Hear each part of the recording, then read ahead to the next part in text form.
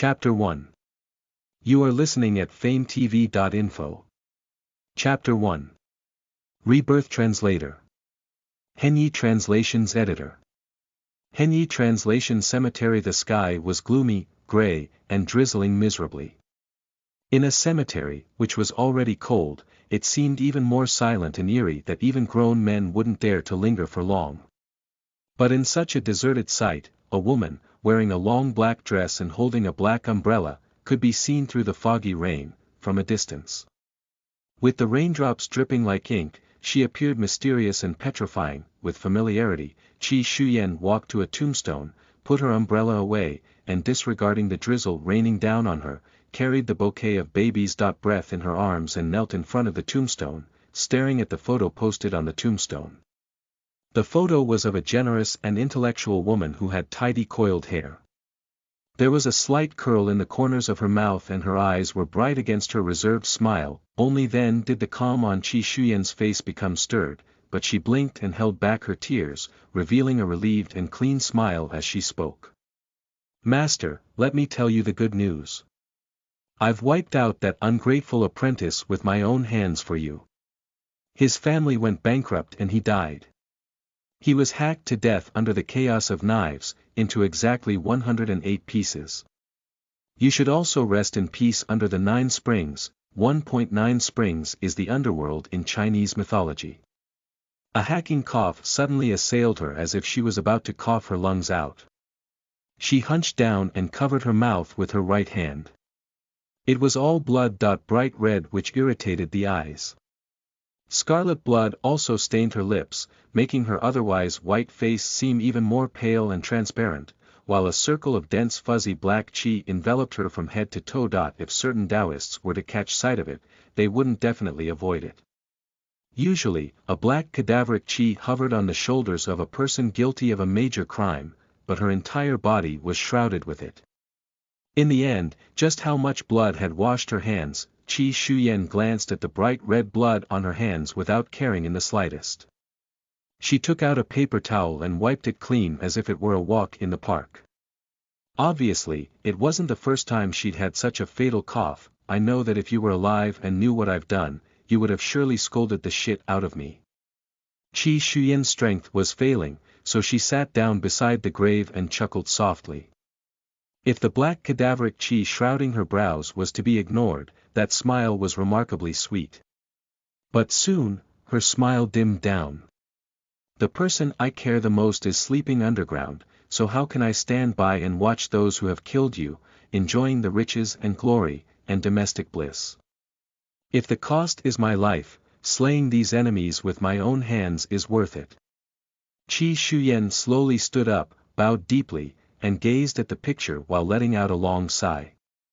"Master, apprentice is finally coming to see you once." She was running out of time outside the cemetery. She stood on a bright, wet road. She was about to open her umbrella, but probably drained of strength in her hands, a gust of wind swept the umbrella away, which had just propped open, into the middle of the road. She plodded step by step and was about to bend down to pick it up when she suddenly saw a large speeding truck in the corner of her eye. The terrain here was so remote and peaceful, and such a big truck couldn't ordinarily be spotted. However, Xuanhuan wasn't in the least bit surprised. Her luck converged on a black puff of cadaveric qi, and it wasn't strange for something to happen. She took a deep breath of wet mist mixed with rain and watched as the huge truck came crashing in without dodging in the slightest. In fact, for a celestial master like her, escaping a minor car accident like this was a piece of cake. But avoiding this one meant there would be another one. Having employed her most insidious and powerful method to slay her enemies, her chance of survival was almost certainly zero. Accidents of the like would only get worse and worse after the last.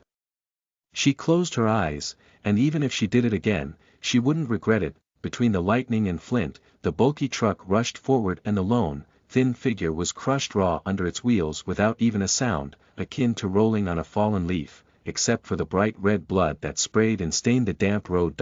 "Sweetie, sweetie." Xuanhuan tightly closed her eyes and vaguely heard her father's call. Her tightly locked brow loosened. "So nice.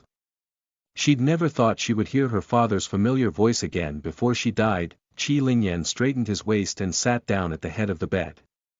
He felt distressed as he smoothed his daughter's tightly wrinkled brow and scanned her thin little face, then felt another bout of heartache. He knew that he wasn't a good father, because of his military career. It was also for this reason that his wife, who had been complaining, eventually divorced him, and he entrusted his young daughter in the care of his third sister's family. Over the years, to thank his third sister, he sent almost more than half of his salary as their allowance plus his daughter's living expenses and tuition fees. Fourth brother, don't worry too much. The doctor said that Yen is fine.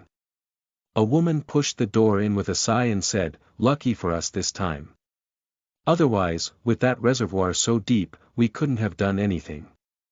Hearing no response from Qi Lingyan, she took a quick glimpse of him sitting upright, and blamed herself. It's all my fault. If I had put a little more thought into this matter, this wouldn't have happened.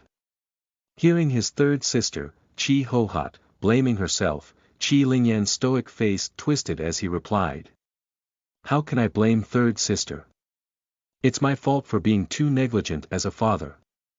Seeing that Qi Hohat had more to say, Qi Lingyan frowned slightly, took a glance at his sleeping daughter, and interrupted softly. Sister, let's go out and talk. Qi Hohat immediately nodded her head in agreement. The door had just closed, but after a while, Qi Xuan's eyelashes fluttered. She slowly opened her eyes, rolled them, and sniffed the smell of disinfectant at the tip of her nose. She looked up at the snow-white ceiling and was a bit stoned for a moment. Wasn't she dead? How was this possible? Qi Xuan wriggled and crawled up to her feet, stretched her waist, and casually caressed a cool white jade pendant around her neck. She was really in for a surprise, because this jade pendant had been broken a long time ago. She hurriedly looked around, saw a stack of newspapers on the nightstand, and scanned the date above.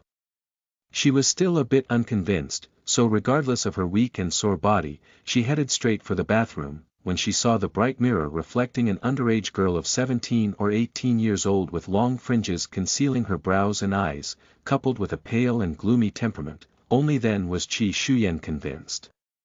She was overjoyed and felt like laughing. Just like a floodgate that had been opened, her emotions came pouring out and she wept in pain. She couldn't believe she was back. Those cruel things hadn't happened yet and her father hadn't met with a mishap. Qi Xuan cried tears of joy. When she heard a familiar shout outside, she took a breath and only then did she calm down. She turned on the tap and rinsed her tear-stained face. Yen, are you in there? Dad's coming in. As soon as Qi Lingyan entered the door, he discovered that his daughter was not in the hospital bed. He lost his head out of fear, somewhat denting his unwavering determination. He thought that his daughter had run out, but when he suddenly heard a little movement in the bathroom, he exhaled a breath. In fear of startling his daughter, he knocked gently. Over the years, as he went out on missions, his daughter increasingly became estranged and alienated from him. She was even scared and dreaded seeing him. Qi Lingyan was also somewhat distressed and felt at a loss as to how to treat her. He could only take a gentle tone with her. If his colleagues and subordinates were to see the usual strictly cold and resolutely fearless second lieutenant proceeding with such caution, their eyes would have probably popped out that eye. In the midst of his contemplation, the bathroom door swung open without warning, and before he had time to react, a slender figure lunged directly at him. Flustered, he hugged his daughter. Yen, Qi Lingyan's deep voice rang out. Looking at his baby girl, who was clutching his neck tightly and burying her face in his neck, he just felt his whole heart melt. Qi Xuan didn't say a word either, just wrapping her arms around her father's neck and choking a little in her throat. This was her living father and no longer a cold urn. Gosh, this kid. I can't believe you've already grown up, and yet still pestering your dad like this. Your dad just came back and must be tired. Yen, get off your dad. Qi Hohat was a bit surprised to see Qi Xuan wrapped around her fourth brother like this. Her niece was usually scared seeing her father, akin to a mouse seeing a cat. How could she be affectionate? But she didn't think much of it. thinking maybe she was in shock. Seeing her own father must have been like finding someone to rely on. When she heard this voice, Qi Shuyan's apricot eyes swiftly opened and her pupils dilated. She could never forget this nightmarish voice, how snarky it was, abusive and uncaring regardless of their kinship. She threw her self-respect to the ground and trampled on it, and even dumped her father's ashes on the trash. Disgust swamped her eyes and she tugged at the clothes on Qi Lingyan's shoulders tightly in order to suppress the impulse to scratch her aunt's disgusting face with one set in front and another behind. Seeing Qi Shuyan ignoring her and the fact that her younger brother didn't let go either, rather like he was holding a treasure, Qi Hohat really couldn't stand looking at them and felt revolted. She bit her lips. She was just a lost cause. Did he really need to guard her with such attention? Her brother was indeed good at everything, except at this. It took a long time before Qi Lingyan laid his daughter on the bed and tucked her in. Yan, you really, how could you run to such a dangerous place? What if you had an accident? Qi Hohat scolded Qi Shuyan, you've got to change your wild monkey temper. Qi Shuyan raised her head and stared straight at Qi Hohat. Qi Hohat's neck felt inexplicably cold from her stare. She always felt that Qi Shuyan's pupils were giving her the creeps. She scowled and tried to lecture her, but noticed Qi Lingyan's soared eyebrows raised in her peripheral vision, so she stifled her breath. Wretched girl, when your father is gone, see how I'll clean you up. A smile appeared on her face and she said, Yan, you must be hungry. I'll go get you something to eat. She turned and left.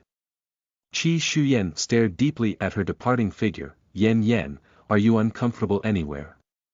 Be sure to tell me and the doctor. Qi Lingyan looked at his daughter in a daze and flicked her forehead. A penny for your thoughts. Dad, can you not leave?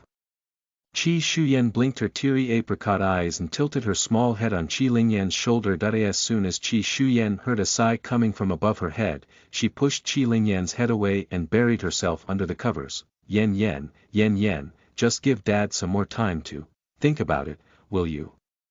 Qi Lingyan struggled. Okay, you need to think carefully. Qi Shuyan poked her head out and stared straight at her father's eyes. Qi Lingyan couldn't help but feel a bit helpless. By the way, Yan, your aunt said that you always run back to the house to sleep and have a hard time sleeping in other beds.